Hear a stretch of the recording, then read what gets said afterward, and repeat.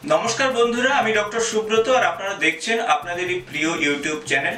আজ এই ভিডিওতে আপনাদের সঙ্গে স্বাস্থ্য সংক্রান্ত একটি গুরুত্বপূর্ণ বিষয় নিয়ে আলোচনা করব।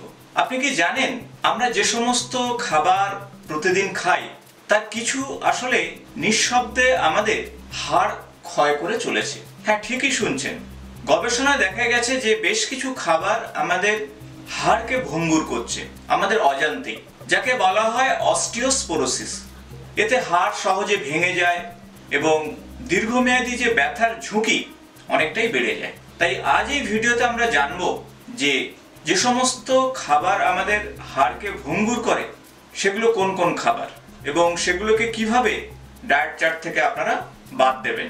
এবং ভিডিওর শেষে আলোচনা করব যে প্রতিদিন আমরা কোন খাবারগুলো ডায়েট চার্টে রাখবো, অর্থাৎ নিরাপদ খাবার কোনগুলো।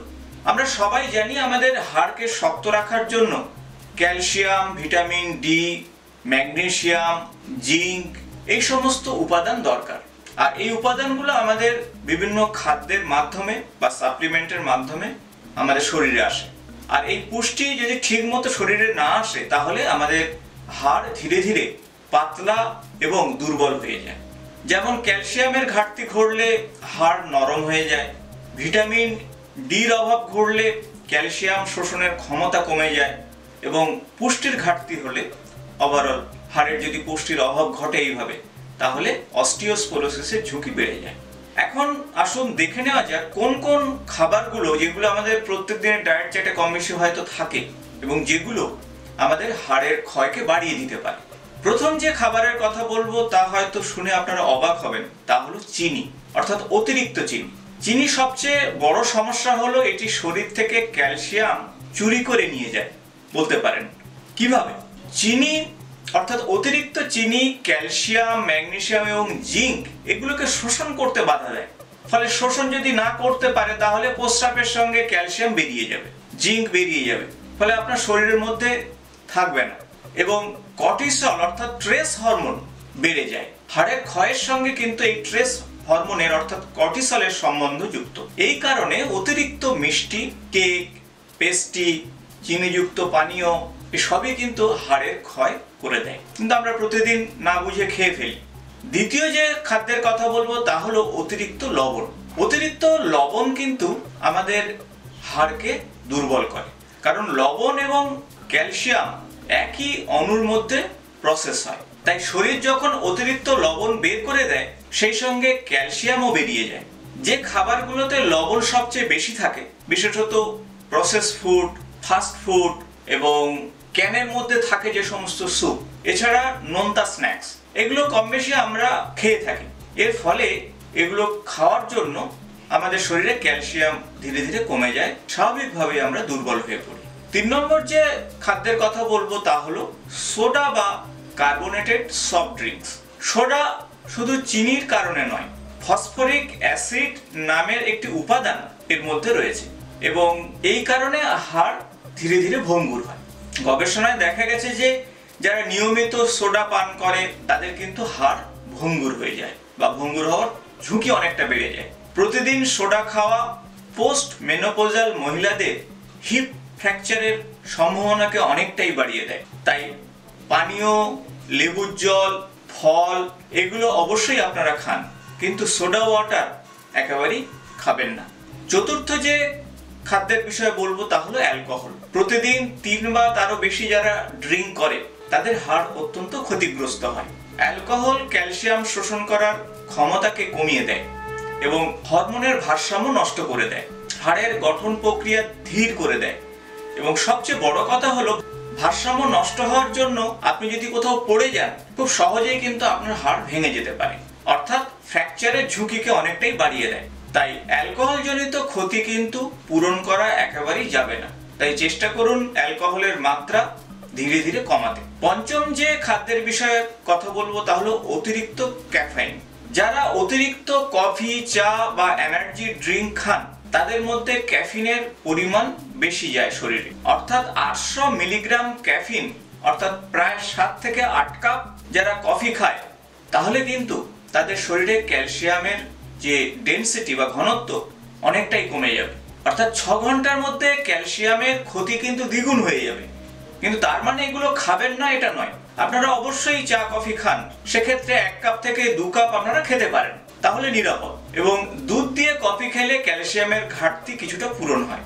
তবে অনেকে দুধের সঙ্গে কফি বা চা খেলে গ্যাস বা অম্ল হয়, তারা কিন্তু সে বিষয়ে সতর্ক থাকবেন। ষষ্ঠ যে খাদ্যের কথা বলবো তা হলো প্রসেসড ফুড বা লাল মাংস, অর্থাৎ রেড মিটের কথা আমি বলছি। বেকন, সসেজ, ডেলি মিট এগুলোর মধ্যে লবণ প্রচুর পরিমাণে থাকে। এর ফলে ক্যালসিয়াম তো কমেই যায়, আগেই আপনাদের সঙ্গে আলোচনা করেছি। এবং প্রতিদিন অতিরিক্ত লাল মাংস অর্থাৎ রেড মিট যদি আপনার শরীরে যায়, তাহলে প্রায় 3% হিপ ফ্র্যাকচারের সম্ভাবনা বাড়বে। শরীরে প্রদাহ বাড়বে অর্থাৎ ইনফ্লামেশন বাড়বে, হরমোনের ভারসাম্য নষ্ট হবে, অতিরিক্ত ফ্যাট ক্যালসিয়াম শোষণ করতে বাধা দেবে। তাই লিন মিট অর্থাৎ যে মাংসের মধ্যে ফ্যাটের পরিমাণ কম সেগুলো ডায়েট চার্টে রাখুন। এছাড়া ডাল, তোফু, ডিম এগুলো প্রোটিনের বিকল্প হিসাবে আপনারা অবশ্যই গ্রহণ করতে পারেন। সপ্তম যে খাবারের বিষয়ে আলোচনা করব তা হলো প্রসেস ফুড। চিপস, কুকিজ কিংবা ইনস্ট্যান্ট নুডলস, ফ্রোজেন মিল এই খাবারগুলো কিন্তু একেবারে হাড়ের জন্য ভালো নয়। এতে অতিরিক্ত লবণ রয়েছে, চিনি বেশি রয়েছে, প্রিজারভেটিভ দেওয়া রয়েছে এর মধ্যে এবং পুষ্টি কম।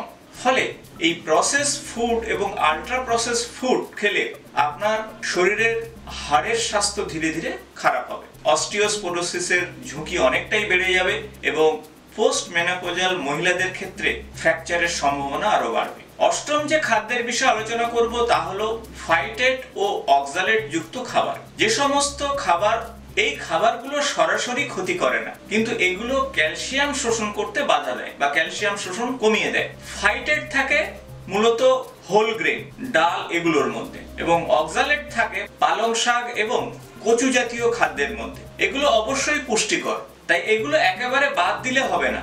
এগুলোর পাশাপাশি আপনাদের পরিপূরক খাদ্যগুলোকেও অ্যাড করতে হবে, তাহলে ক্যালসিয়ামের ঘাটতি শরীরে আসবে না। এবং একটা খাদ্য থেকে সবকিছু পাবেন এমনটা কিন্তু নয়, তাই ডায়েট চার্টটা একটা মিক্সড খাদ্য হিসাবে আপনাকে নিতে হবে। নবম যে বিষয়ের কথা বলবো তা হলো স্যাচুরেটেড ফ্যাট এবং ট্রান্স ফ্যাট। ট্রান্স ফ্যাট যেমন হাইড্রোজেনেটেড তেল, ফ্রাই করা খাবার, এগুলো সবই কিন্তু হাড়ের ক্ষতি করে। অতিরিক্ত ফ্যাট শরীরের ক্যালসিয়াম শোষণ করতে বাধা দেয়, হরমোনের ভারসাম্য নষ্ট করে এবং পুষ্টিকর খাবারের জায়গাগুলো এই খাবার দখল করে ফেলে। তাই আপনার ডায়েট চার্টে ভালো ফ্যাট বেছে নিন, বিশেষত অলিভ অয়েল, বাদাম বা অ্যাভোকাডোর মতন খাদ্য আপনি ডায়েট চার্টে রাখলে ফ্যাটের চাহিদা পূরণ হবে। সর্বশেষ যে কথা আপনাদের বলবো তা হলো হাড়ের স্বাস্থ্য রক্ষা করতে হলে শুধু ক্যালসিয়াম খাওয়া নয়, যে খাবারগুলো হাড়ের ক্ষতি করে সেগুলোকে এড়িয়ে চলতে হবে এবং এটাই গুরুত্বপূর্ণ। তাই আজ এই ভিডিওতে আমরা এমন 10টি খাবার এবং পানীয়ের বিষয়ে আলোচনা করলাম যে খাবারগুলো কিন্তু আপনার হাড়কে দুর্বল করতে পারে। তাই এই খাবারগুলো আপনারা এড়িয়ে চলুন, পাশাপাশি বেশি জল পান করুন, 2 থেকে 2.5 লিটার আপনার শরীর স্বাস্থ্য অনুযায়ী। বেশি শাকসবজি ডায়েট চার্টে রাখুন এবং নিয়মিত ব্যায়াম করুন। সুষম খাদ্য অর্থাৎ সুষম ক্যালোরি এবং ভিটামিন ডি এগুলো অবশ্যই ডায়েট চার্টে রাখুন। আশা করব ভিডিওটি ইনফরমেটিভ হয়েছে। ভালো লাগলে অবশ্যই লাইক এবং কমেন্টস করতে ভুলবেন না এবং বন্ধুদের সঙ্গে অবশ্যই শেয়ার করবেন। এমনই স্বাস্থ্য সংক্রান্ত ভিডিওতে আবার আপনাদের সঙ্গে দেখা হবে। আজ এই পর্যন্ত, নমস্কার।